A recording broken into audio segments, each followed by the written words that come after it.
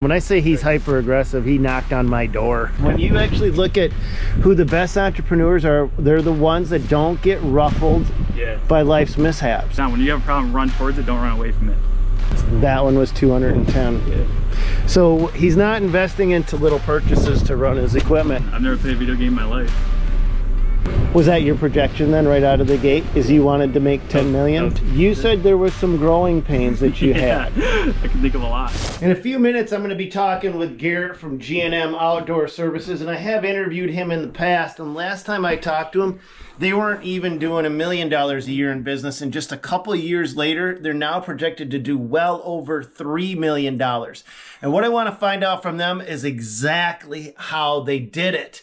Now, I'm going to get together with Garrett from G&M Outdoor Services, but first I got to find him. But then I line up a podcast after doing this video. I really wanted to dive deep into their story and exactly how they pulled everything off. And so I did an hour-long podcast with Garrett and his sister Marlena, which is this kind of the secret sauce behind their success. Lucy! Hush up. So I talked to both of them in a podcast. So if you guys really want to go deep, boy, nothing ever wants to let me work, does it? If you really want to go deep and find out how they did it, go over to Landscape Disruptors and look for their latest podcast. But let's go find Garrett right now. We got the 145 and the cat right there on our job. The cat and the bobcat both? Yep. Which one is he in? I'm not sure. He's either in one of the two or in the hole. In the hole? Yeah. I'm not sure. I just had to go pick up this trailer, so I haven't been on the job in a half hour. So. Okay. All right. I'll run over there. You want me to go up and around and... Yep, that next street up on the right, it'll loop around and it comes into this little cul-de-sac. You can turn around here. Okay, cool. Thank you. Yep. So we are going to go talk to Garrett with G&M Outdoor Services. G stands for Garrett, M stands for Marlena. That's his sister. And you would think these kids are crushing it. I think Garrett turned 21 this year. We're gonna go find out exactly what his story is right now. Let's see if we can't sneak our way into this construction site.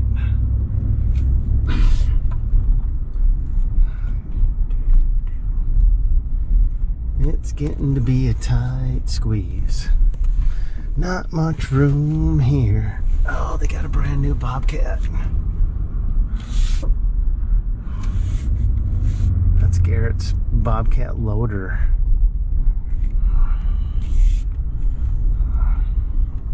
Damn. So the last time I seen him, he had a really old I believe. Really old. Alright. Well, let's see. One way of getting his attention, we'll just see if we can't get the car alarm to go off. Nope. Well, I thought that'd get his attention, you know. Woo, woo, woo. So he's down in the hole. Probably backfilling and compacting. Yep. Good, Garrett. How are you doing? Good. So the last time I seen you, you had a pretty old Cabelco, I think. I'll come down in the hole with you. Still got it, but it'll be a little less windy down here. Yeah. Good to see you again. Oh, well. Down in the trenches, huh? Yep. That's where I like to be.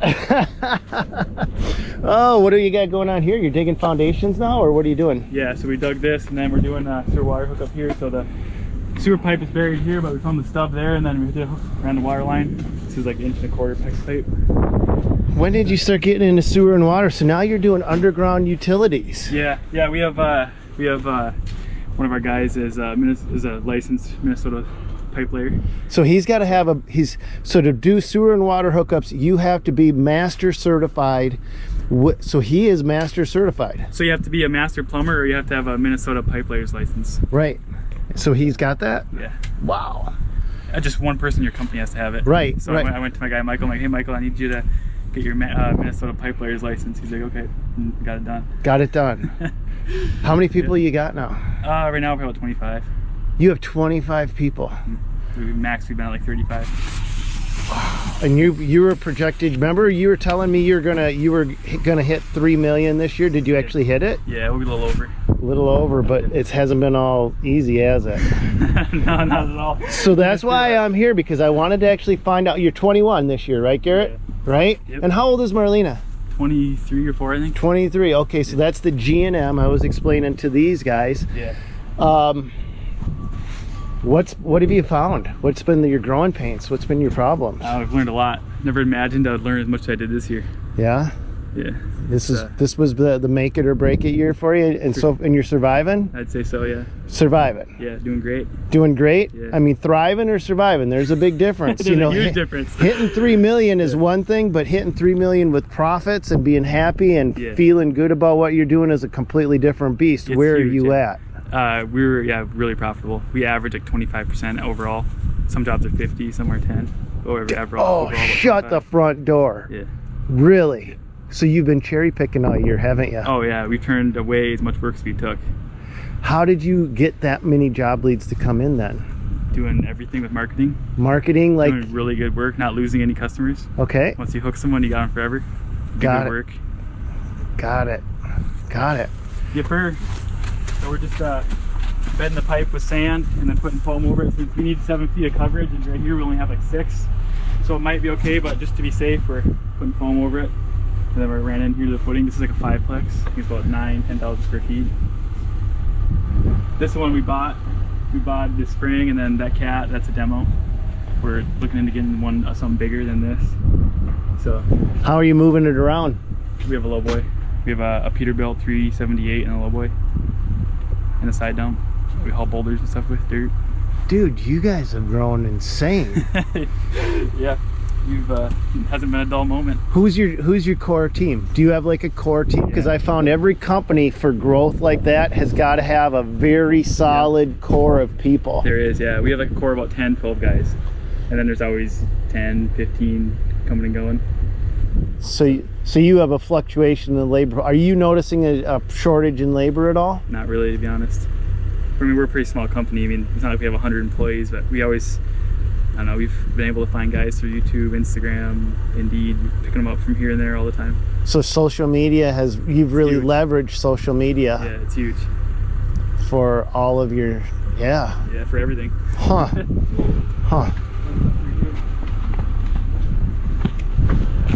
Popping it up in there, gotta clean out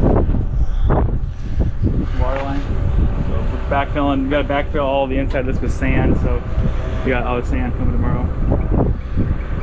So you're gonna backfill, you're gonna leave the clay in where it's at, the rest of it's gonna be sand coming in? Yep. We'll backfill sand, and then there'll be 4 inches of radon rock under all the living spaces. Okay, so I'm gonna guess that some of these guys, one of their questions is gonna be, how did you learn to bid a job like this? Same as we do everything else. There's four components. There's time, labor. So labor, materials, overhead, and profit. The biggest thing is obviously figuring out time. Kind of took a guess on the first one and then tracked every minute we had on it, and then the next one you know exactly how much you need. So you kind of got to gamble on one, and then... So let's say that one more time so these guys know it. So time? We bid every single job the same. Time, so labor, materials, overhead, and profit. Every job. So you bake. So he's putting 2 things in there that I really want to hit on. That is the thing that a lot of guys fail. You're baking overhead and profit into it, not just in your time, and you're not basing this bid on time and your materials. Yep. You are bidding it on every day I need to make X amount to break even, and then every day I need to make X amount to meet my quota for my profit. Yep. And we have a budget too. In order to meet 3 million, you don't really do that by accident. You kind of got to know, okay, we need to make this much a day, this much a week, this much a month in order to make that work. Was that your projection then right out of the gate? Is you wanted to make 10 million or 3 million? 3 million, yeah. 3 million? I don't know where I got 10 million from. Were you thinking 10 million? Where are you going next year? Have you got projections set up? Yeah, next year the goal is 5. You're going to go to 5. Where do you feel like, do you want to just keep growing? Are you growing for the sake of growing? Let's go down in the trench if you don't mind, because I want to be able to hear this. I think like our 3 to 5 year plan is to kind of get up to like 5 to 7 million and then stick in there. But with your profits where they're at, okay, let me ask you something. Where are you finding your most profitable jobs? Boulder walls. Boulder walls. Yep. Why is that? Because we're good at them and we get our own rock, source our own boulders. Okay, so you're sourcing your own materials? Yeah, that's what you got to do. So you're going out to the farmers' fields, you're buying it directly from the farmers themselves. Getting it straight from the horse's mouth. Right. Yep. Are you not finding boulders more difficult to work with than other materials and that slows down your production, or are you baking that into it? No, boulders is, it takes the right guy. I does. only know a few people that can build good boulder walls. Yep. And so I know a few good guys, and we pay them really good, and they're around, they're happy. We got grapple, we got CMP grapples, we got an Encon now. So you gotta have the right tools, but once you do, they're all the same, similar. Building a boulder wall once you figure it out. Okay, how about the size of the jobs? What are you finding is the best sweet spot for you? Yeah, the best jobs for us have been like 30 to 50,000. 30 to 50 G. Okay, but one of the things that I want these guys to know is you and your brother were running equipment since you were 12 years old. Yeah. Okay, so let's just paint this picture. There was a guy that used to recruit you young bucks. Yep. And he would put you in a skid loader and you'd go out and snowplow the Cub Foods parking lot. Most people don't know this about these guys. Yep. So you look at him and you go, he's 21 years old, he's doing $3 million a year, but actually technically this is your 9th year of running equipment. Yeah. And you've been very aggressive during this entire process. Yeah, very. Right? Very. Yeah. When I say that, I will not go to an event and not see Garrett there. I always see Garrett, and I always see your sister. Yep. And I always see you float with a group of guys that are as aggressive as you are. Yeah. As far as you got to do. As far as so you at like Jack Harrington, he's aggressive too. Yep. He's growing. Jack Hardigan, yeah. Yep. What did I say? Harrington? Harrington or something, yeah. Oh, I'm sorry. Hey, I was close, wasn't I? Pretty close. I haven't seen Jack. Well, I seen him at the last event, but the point was, you're floating around with a crew of guys you're all building each other up. Yep. Whether you're not playing video games all night long. I've never played a video game in my life. Maybe once here or there, but like never had them. When I'm talking to Garrett, he's on his way to Utah because there's a conference and there's going to be people there that he thinks is going to help him understand his business better. Like you went to Utah and met with Rock Structures, I believe. I've been all over, Montana, Arizona, Georgia, Florida. To meet up with people. Yeah, in the industry. To help you take your business to the next level. Yeah, I usually go out to meet with people that are way past us, because those are the people I can learn the most from. Bingo. Okay, so if you were going to talk to this audience full of younger guys and they wanted to build a business, what would you tell them? I would say, to first of all, kind of come up with where you want to be roughly, and then just not be afraid to work a Saturday. Don't be afraid to, work through the night if you have to. And main thing is just make connections, get to know people. And do what you say. The biggest thing I would say is to do what you say you're gonna do. Because I feel like everyone gets out and gets started. They all get a chance. Like you get a chance with a builder like this. If you're out there long enough, you come across someone. And then when you do, just do what you say you're gonna do. Do good, honest work, and don't ever lose a customer. Just do whatever it takes to retain them. Know your numbers. That's huge. That is huge. Because you can only be out there having fun, but just moving money for so long until you're out of money and out of business. Okay, but we covered the roses. Where's the thorns? You said there was some growing pains that you had. I can think of a lot. Okay, well lay a few of them on. What are the things these guys should look out for? I would say is you got to be able to handle tough situations. Like if your truck's going down the freeway and a semi sideswipes it and destroys the whole side of it and drives off into the sunset, how do you react to that? Do you freak out at your guy? What do you do?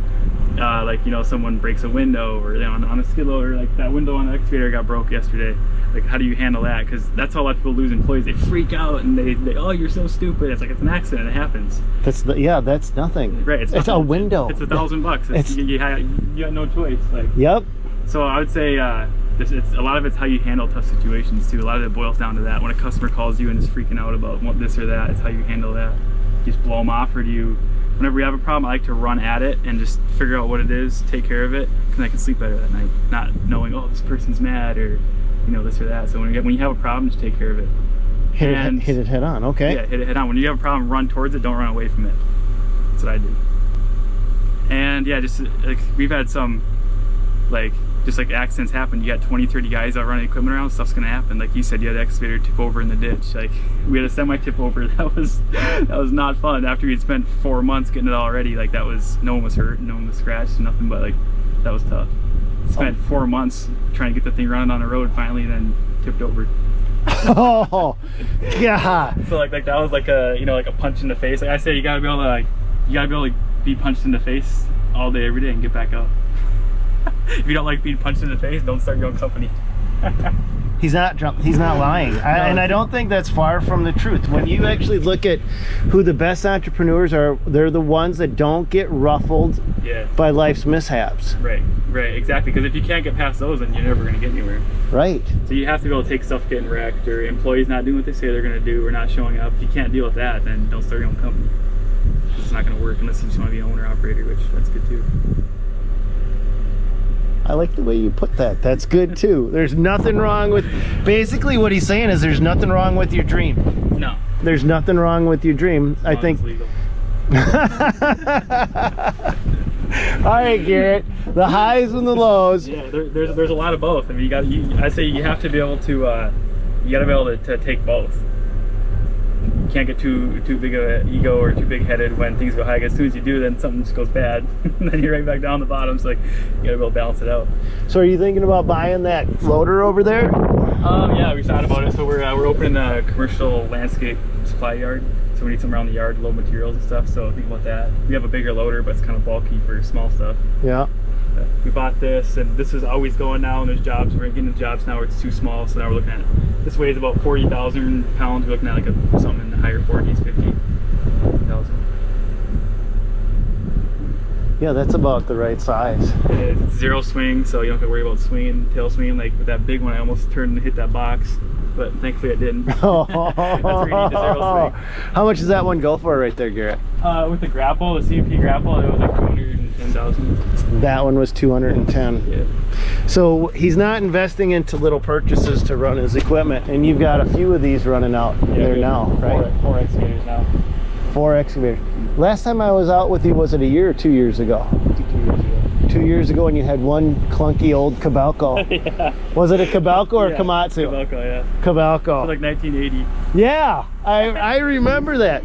Holy so. crap! So you went from, and that thing was probably worth $20,000 on the best day of its life. I got a quote from Cabalco, like, yeah, we don't want to insult you, but it's worth about 15 grand. Okay. I was just looking at there going, yeah, well, you know what, everybody gets their start, but now you've got 4 of them running around. Yeah, it's a good start. So you obviously aren't, you're reinvesting everything.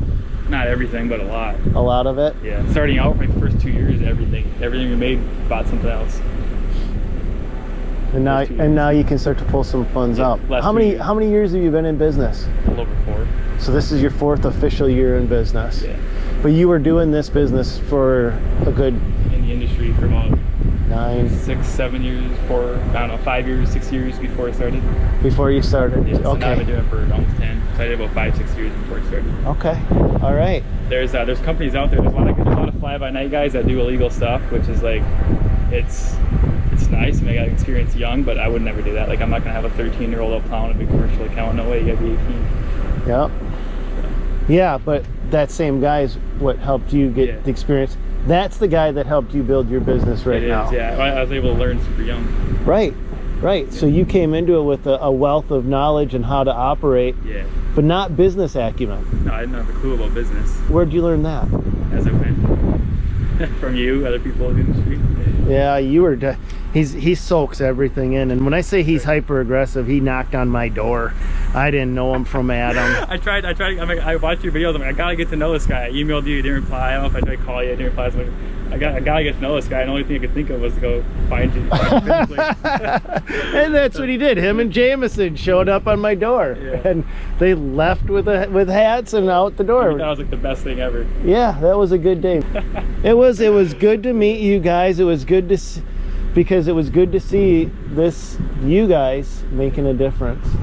YouTube, if these guys want to find out more from you, can they go to your YouTube, Instagram? What's the best way to reach out to you? Yeah, on YouTube, GM Outdoor Services, Garrett Williams. We're on Instagram, YouTube, Facebook. I called him Jameson because his brother was the one that actually called me up. He said, hey, you're driving down the road. I'm like, hey, you're right. How do you know that?